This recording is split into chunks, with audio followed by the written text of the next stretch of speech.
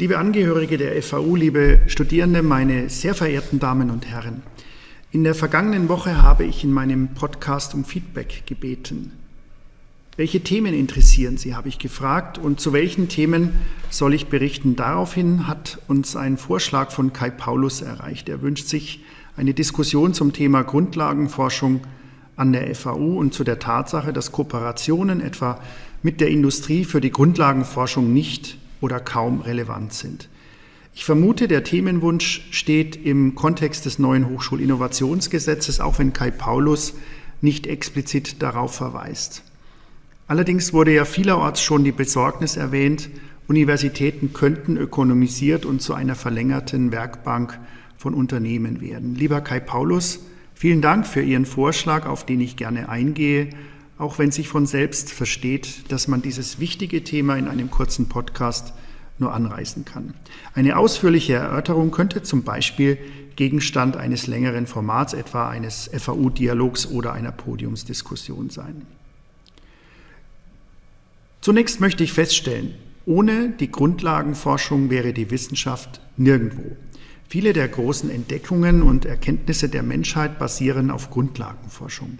In der Physik, in der Medizin, in den Geisteswissenschaften. Wir würden weiterhin glauben, auf einer Scheibenwelt zu leben, gäbe es die Grundlagenforschung nicht. Wir wüssten nichts über die Geschichte unserer Spezies, nichts über die Zusammenhänge im Universum und auch sonst nicht viel. Grundlagenforschung ist, wie eben der Name schon sagt, die Grundlage und damit auch unverzichtbar, generell an unserer FAU. Natürlich stehen hier Kooperationen nicht im Vordergrund. Dennoch wird unser Wissenschaftssystem immer die Grundlagenforschung fördern. Und das ist auch gut so. Allerdings steckt in vielen Bereichen der Grundlagenforschung sozusagen die Ahnung der Anwendung. Aus unserem Wissen um Zellvorgänge können Therapien für Erkrankungen entstehen. Aus unserem Verständnis von chemischen Vorgängen neue Energiequellen generiert werden. Und aus unseren philosophischen Konzepten können Empfehlungen für unser Verhalten abgeleitet werden, etwa in der Ethik. Insofern scheint mir ein harmonischer Dreiklang von Grundlagenforschung, Lehre und dem, was man heute Transfer nennt, eine vernünftige Definition unseres Auftrags als Universitäten zu sein. Und was vielen gar nicht bewusst ist, schon heute verlangt das Bayerische Hochschulgesetz genau das von uns. Ich zitiere wörtlich: Die Hochschulen wirken entsprechend ihrer Aufgabenstellung mit der Wirtschaft und beruflichen Praxis zusammen und fördern den Wissens- und Technologietransfer sowie die akademische Weiterbildung. Zitat Ende. Auch in einem erneuerten Hochschulgesetz wird sich an diesem Auftrag nichts ändern. Das zeichnet sich im Eckpunktepapier ebenso wie in der Diskussion deutlich ab. Auch die Gewichtung bleibt nach meinem Verständnis erhalten. Neuerungen sind vor allem dort geplant, wo Universitäten und Hochschulen jetzt mit Einschränkungen kämpfen. Das Thema Transfer ist dabei nur ein Punkt von vielen. Erlauben Sie mir daher noch einige Worte zur Hochschulreform generell.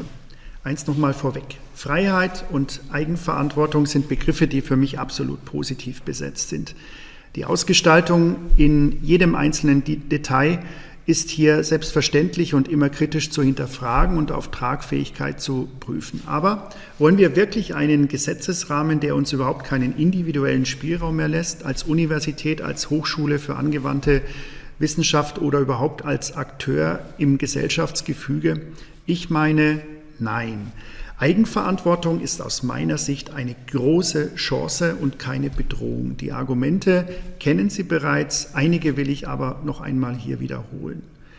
Die Option, Körperschaft öffentlichen Rechts zu werden, bietet uns viele Möglichkeiten. Wir wären zum Beispiel selbst Eigentümer unserer Liegenschaften und könnten sie, davon bin ich überzeugt, mit mehr Spielraum bei Baurecht und Bewirtschaftung besser für die Anforderungen von Forschung und Lehre ertüchtigen. Wir könnten selbst als Dienstherr agieren, auch das macht uns flexibler, was Arbeitsverträge angeht. Und zwar mitnichten zu Lasten unserer Beschäftigten, im Gegenteil, in vielerlei Hinsicht zu ihrem Vorteil. Denken Sie an Gehaltsspielräume oder unkomplizierte Vertragsabschlüsse. Ein zweites Beispiel: Ein Gesamtlehrdeputat könnte uns helfen, die Anforderungen in Forschung und Lehre deutlich flexibler zu steuern und die Lasten gerechter zu verteilen. Eine Möglichkeit, die wir jetzt in der Form nicht haben. Oder ein drittes Beispiel: Mit der Möglichkeit, schon im Bachelor rein englischsprachige Studiengänge anzubieten, könnten wir nicht nur die Internationalisierung viel besser vorantreiben, wir könnten auch unsere Studierenden aller Herkunftsländer viel, viel besser ausbilden und damit auch mehr Chancengleichheit schaffen.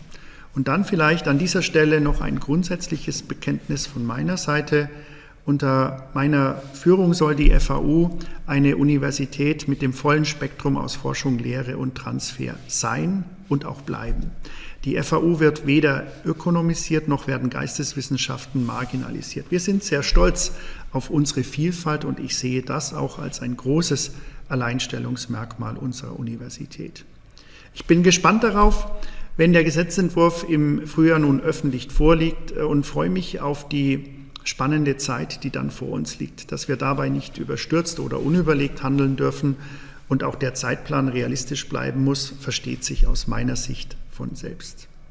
Nun habe ich sehr lange über Grundsätzliches gesprochen, aber während uns diese wichtigen Zukunftsfragen beschäftigen, haben wir immer wieder parallel dazu natürlich auch ganz akute Themen und Situationen, in denen wir umsichtige Entscheidungen treffen müssen. Eine davon haben wir dieser Tage getroffen und nur für den Fall, dass es sich nicht bis zu Ihnen herumgesprochen hat.